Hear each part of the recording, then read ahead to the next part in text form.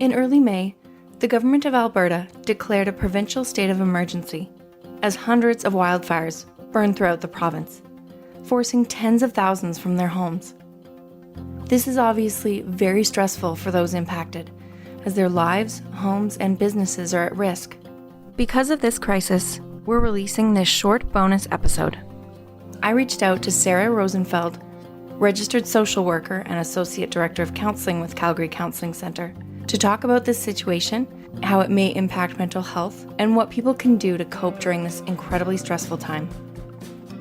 Welcome to Living Fully, a Calgary Counselling Centre podcast. Each episode, we'll bring you insights from our expert counselors and tips and strategies to improve your mental well-being. I'm your host, Katherine Hurtig. Calgary Counselling Centre and Counselling Alberta provide effective counselling for anyone in Alberta with no waitlist and no financial barriers.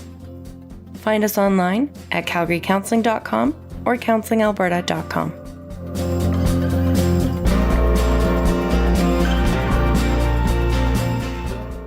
Hi, Sarah. Thanks for talking with me today. Thank you for having me. Sarah, how can an event like this, how can these wildfires, how can they impact our mental health? I think they can have a huge impact when you think about where people often get a sense of security. It's in their homes. It's with the people they care about. It's, the work that they do or the land that they own. So it can have a huge impact when those things are threatened or there's a risk of that being taken away. It really plays on that part of ourselves that really struggles with uncertainty and the unknown.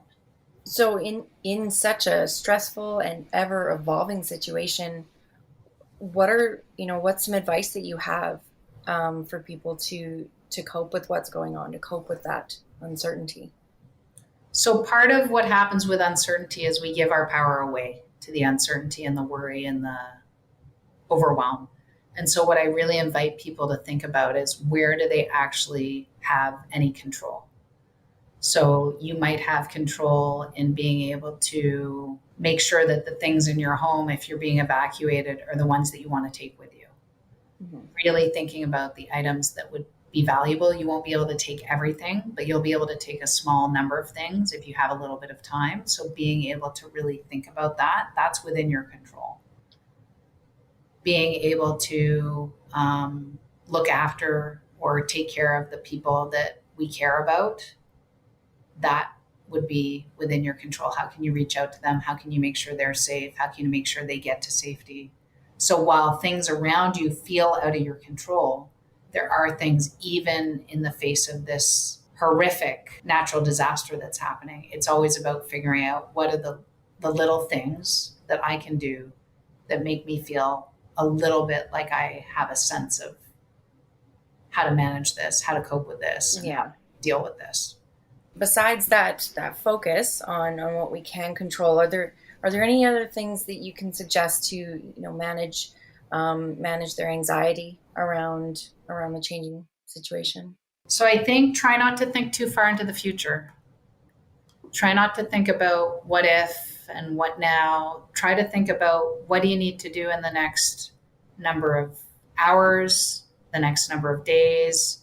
But try not to think really into the future, because you'll need to deal with the future a little bit later, but to deal with that in the immediate aftermath of a natural disaster will lead to feelings of overwhelm. So try to think of things just in small incremental amounts of time. And then there will be a point in time where, as things stabilize, you'll be able to start to rebuild and think about those steps.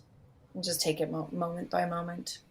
So Sarah, if we know someone that's been, evacuated or lost their home, how can we support them? So, beyond the basic needs, how can we, support their mental and emotional well-being through this? I would say checking in on them, giving them a call, but also allowing them to have boundaries if they need to. I'd really like to reach out and have a chat with you. Is now a good time? Or would you like me to call back at a different time? People won't often ask for help. They'll often minimize their experience because they want to showcase that they're handling things, that they're managing things. So you being able to be there and checking in regularly can really go a long way. And then through that, you're building that connection and you're showing that you're a trusted person that really cares. They're more likely to say, yeah, actually, it's been really tough. And then you can kind of be there as a support. And if things are becoming too overwhelming, you can also be that gateway to help them access more support for themselves or their family if that's what's needed. Sarah, could you tell us just a bit about Calgary Counselling Centre and Counselling Alberta and what resources they're providing at this time? Absolutely. So one of the new initiatives at the Calgary Counselling Centre is that we've launched services throughout the province of Alberta. So we know that these wildfires are affecting remote communities in Alberta. And so what we want to be sharing with the community is that we're here, we're available, we don't have a wait list. There aren't barriers to entry. There are no financial barriers. We want to be able to serve you, and we want to be able to serve you when you need that support. We'll be available in person, online, but we are here for you, and we want to help you through this really difficult time.